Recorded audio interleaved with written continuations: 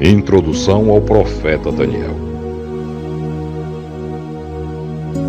Daniel significa Deus é meu juiz, em hebraico.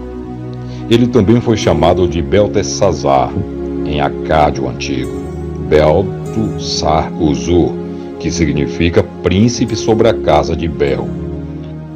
Foi um jovem príncipe judeu levado como prisioneiro de guerra pelas tropas do Império Babilônico, em meio à rebelião para a independência de Judá.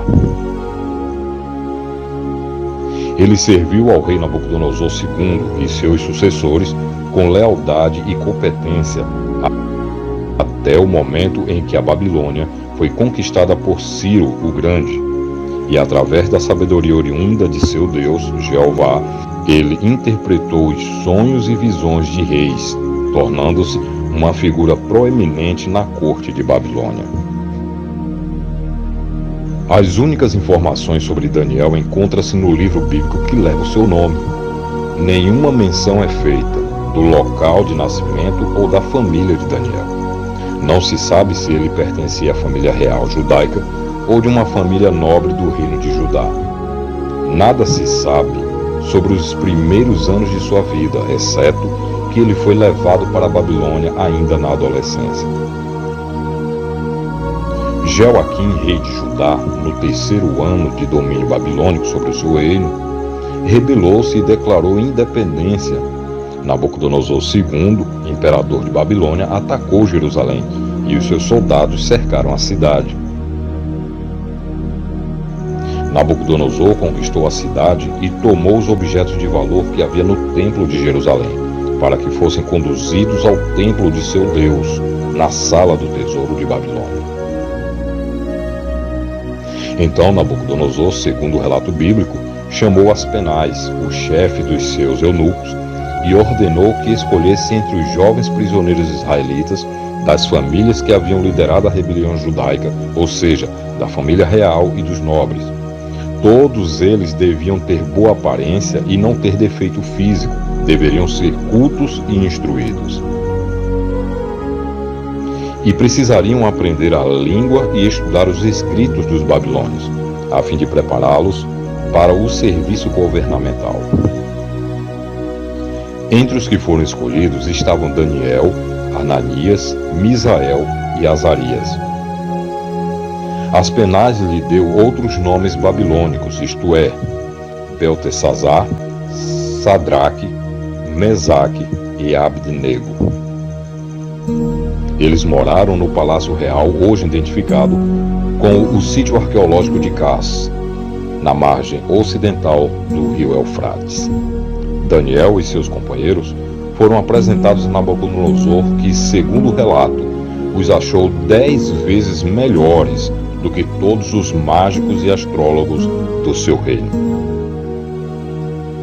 No 2º ano do seu reinado, Nabucodonosor teve um sonho que o deixou profundamente angustiado. Então, convocou seus sábios, adivinhos, astrólogos e feiticeiros para que interpretasse seu sonho. Na ausência de uma resposta satisfatória, o rei ficou irritado e ordenou que todos os sábios do reino fossem executados. Daniel, que não estava presente naquele episódio, também foi preso, mas, ao saber do ocorrido, falou com Arioque, chefe da guarda, e pediu prazo para responder ao soberano.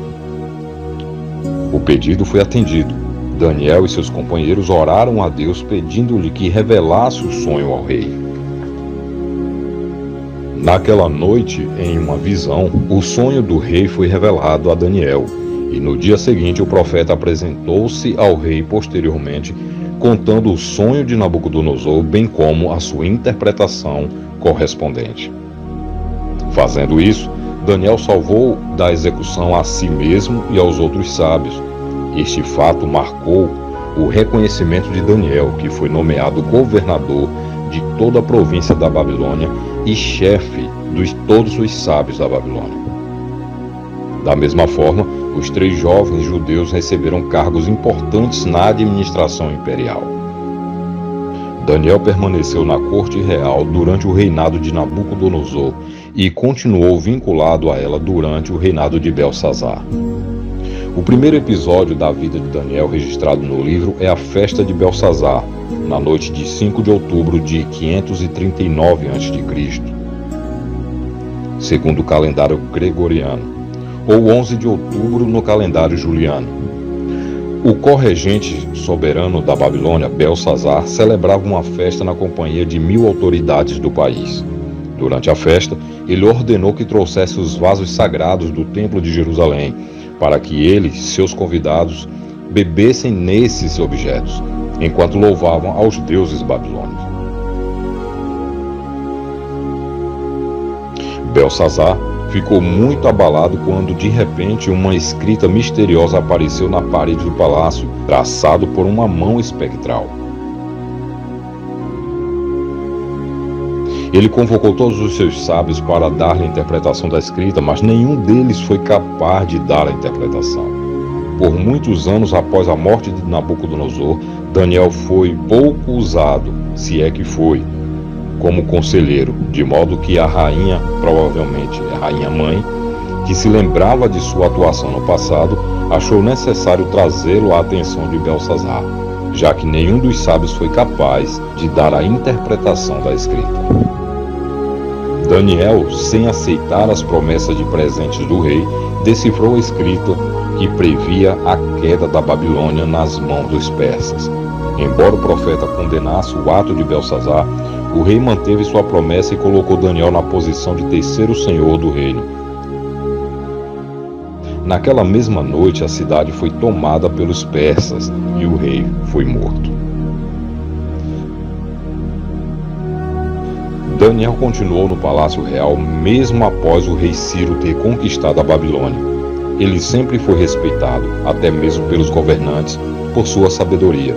Segundo narra o livro de Daniel, Dario, o Medo, pessoa desconhecida da história, reinou em Babilônia após Belsazar. Durante o reinado deste soberano, Daniel era um dos 3 altos funcionários designados sobre os 120 sátrapas que governavam o reino.